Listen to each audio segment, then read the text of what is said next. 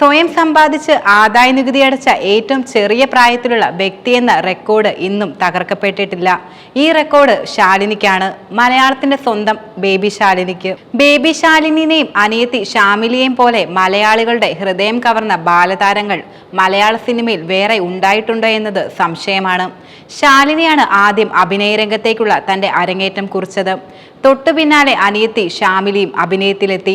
മലയാള cinema രംഗത്ത് മാത്രമല്ല, തമിഴ്, തെലുങ്ക്, കന്നഡ തുടങ്ങി നിരവധി ഭാഷാ ചിത്രങ്ങളിലും ഈ സഹോദരിമാർ തിളങ്ങി നിന്നു.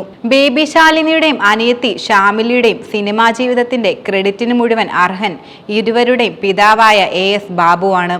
കുട്ടികൾക്കൊപ്പം ലൊക്കേഷനുകളിൽ നിന്നും ലൊക്കേഷനുകളിലേക്ക് ബാബുവും ഓടുകയായിരുന്നു. അച്ഛൻ മാത്രമായിരുന്നില്ല ശാലിനിയും ഷാമിലിക്കും ബാബു. ഈ ലിറ്റിൽ സൂപ്പർ സ്റ്റാറുകളായ സഹോദരിമാരുടെ മാനേജറും അച്ഛൻ ബാബുവായിരുന്നുവെന്ന് പറയാം. സമൂഹ മാധ്യമങ്ങളിൽ എല്ലാം ഇപ്പോൾ ശാലിനിയുടെയും ഷാമിലിയുടെയും റിച്ചാർഡിന്റെയും ഒക്കെ പിതാവായ ബാബുവിനെ കുറിച്ച് ഷെയർ ചെയ്യപ്പെട്ട ഒരു കുറിപ്പാണ് ശ്രദ്ധ നേടുന്നത്. ജിഹാസ് ജെല്ലു എന്ന വ്യക്തിയാണ് ബാബുവിനെ കുറിച്ചുള്ള ഈ കുറിപ്പ് സമൂഹ മാധ്യമങ്ങളിൽ പങ്കുവച്ചത്. മലയാള സംവിധായകനും നടനുമായ ലാൽ ജോസും ഈ വൈറൽ കുറിപ്പ് സമൂഹ മാധ്യമങ്ങളിൽ പങ്കുവയ്ക്കുകയുണ്ടായി. കുറിപ്പിന്റെ പൂർണ്ണരൂപം ഇങ്ങനെയാണ്: പേര് ബാബു. ഫോട്ടോ കണ്ടാൽ ആളെ മനസ്സിലാകണമെന്നില്ല. തമിഴകത്തിന്റെ മിന്നും താരങ്ങളായ സാക്ഷാൽ രജനീകാന്തും ജയലളിതയും ഒക്കെ താമസിക്കുന്ന പോയസ് ഗാർഡനിൽ വീട്. 90കളിൽ ആഡംബര കാറുകൾ.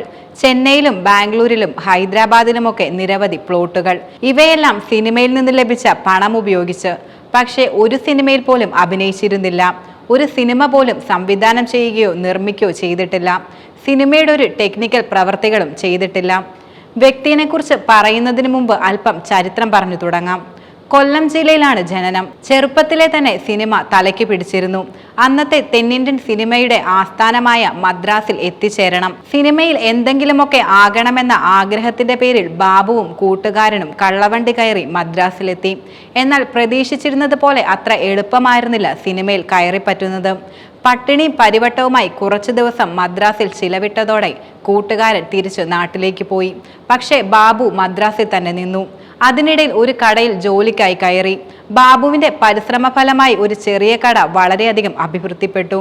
കടയുടമയായ അയ്യർ മറ്റൊരു കട തുടങ്ങി.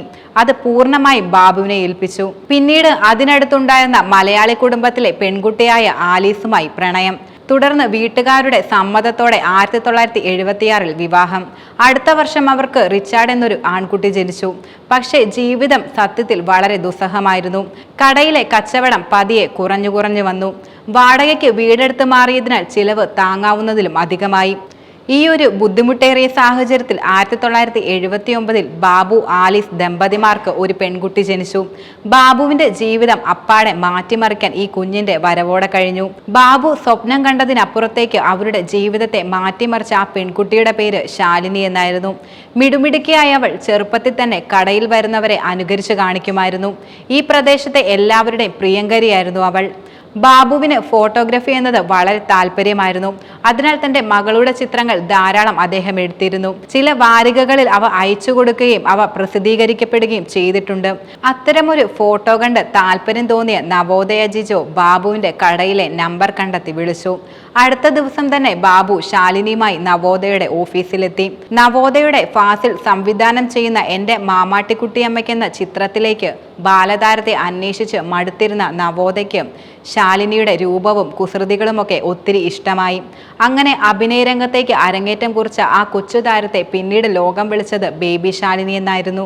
ആദ്യ ചിത്രത്തിൽ തന്നെ മികച്ച ബാലതാരത്തിനുള്ള സംസ്ഥാന അവാർഡ് നേടാൻ ബേബി ശാലിനിക്ക് കഴിഞ്ഞു. പിന്നീട് വളർച്ചയുടെ ഒരു അത്ഭുതമായിരുന്നു. തമിഴ്, തെലുങ്ക്, കന്നഡ തുടങ്ങി നിരവധി ഭാഷകളിൽ മാറി മാറി അഭിനയം. നായകന്മാരെക്കാൾ കൂടുതൽ പ്രതിഫലം. ബേബി ശാലിനിയെ കണ്ട് മാത്രം തിരക്കഥകൾ രചിക്കപ്പെട്ടു. പ്രൊഡ്യൂസർമാർ ബാബുവിന്റെ മുന്നിൽ ഡേറ്റിനായി വരി നിൽക്കാൻ തുടങ്ങി. സ്വയം സമ്പാദിച്ച് ആദായ നികുതി അടയ്ക്കുന്ന ഏറ്റവും ചെറിയ പ്രായത്തിലുള്ള വ്യക്തിയെന്ന ശാലിനിയുടെ റെക്കോർഡ് ഇന്നും തകർക്കപ്പെട്ടിട്ടില്ല. സൂപ്പർ സ്റ്റാറുകളായ മമ്മൂട്ടിയും രജനീകാന്തും ചിരഞ്ജീവിയും അടക്കം ബേബി ശാലിനിക്കായി കാത്തു നിൽക്കേണ്ടി വന്നു. ഹിന്ദിയിലും നിരവധി ചിത്രങ്ങൾ. ഉദ്ഘാടനത്തിനായി പണം വാങ്ങിയ ആദ്യ തെന്നിന്ത്യൻ സെലിബ്രിറ്റി കൂടിയാണ് ശാലിനി. ബേബി ശാലിനി എന്ന പേര് 90കളോടെ മാറി ശാലിനി എന്നായി. പക്ഷേ ബാബുവിന്റെ സുവർണ കാലഘട്ടം അടുത്ത ഘട്ടത്തിലേക്ക് കടക്കാനുള്ള ഒരിടവേള ആയിരുന്നു അത്. 1987 ബാബു ആലിസ് ദമ്പതിമാർക്ക് രണ്ടാമത്തെ പെൺകുട്ടി ജനിച്ചു. ഷാമിലി എന്ന ബേബി ഷാമിലി. സുഹാസിനി നിർദ്ദേശിച്ച് 3-ാം വയസ്സിൽ മണിരത്നത്തിന്റെ അഞ്ജലി എന്ന സിനിമയിൽ ദേശീയ അവാർഡ് നേടി. കൂടാതെ അടുത്ത വർഷം അഭിനയിച്ച ഭരതൻ ചിത്രം മാളൂട്ടിയിലെ അഭിനയത്തിന് കേരള സംസ്ഥാന അവാർഡും ലഭിച്ചിരുന്നു. അതേ വർഷം അഭിനയിച്ച കന്നഡ ചിത്രം മാതേ ഹൈഡു കോകിലെ എന്ന ചിത്രത്തിലെ അഭിനയത്തിന് കന്നഡ സർക്കാരിന്റെ മികച്ച ബാലതാരത്തിനുള്ള അവാർഡും ഷാമിലി നേടി. ശാലിനിയേക്കാൾ 10 മടങ്ങ് പ്രതിഫലമാണ് താരം മേടിച്ചിരുന്നത്. ബാബു ആവശ്യപ്പെടുന്നത് എത്രയാണോ അതാണ് ബേബി ശാലിനിക്ക് പ്രതിഫലമായി കിട്ടിയിരുന്നത്. പക്ഷേ ബാബു തന്റെ മാതൃഭാഷയായ മലയാളത്തിൽ ഏറ്റവും കുറഞ്ഞ പ്രതിഫലത്തിലാണ് തന്റെ 2 മക്കളെയും അഭിനയിപ്പിച്ചിരുന്നത്. മറ്റു ഭാഷകളിൽ ഓഫർ ചെയ്യപ്പെട്ട പ്രതിഫലത്തിന്റെ പകുതിയോളം മാത്രമാണ് അദ്ദേഹം മലയാളത്തിൽ നിന്നും ആവശ്യപ്പെട്ടിട്ടുള്ളത്.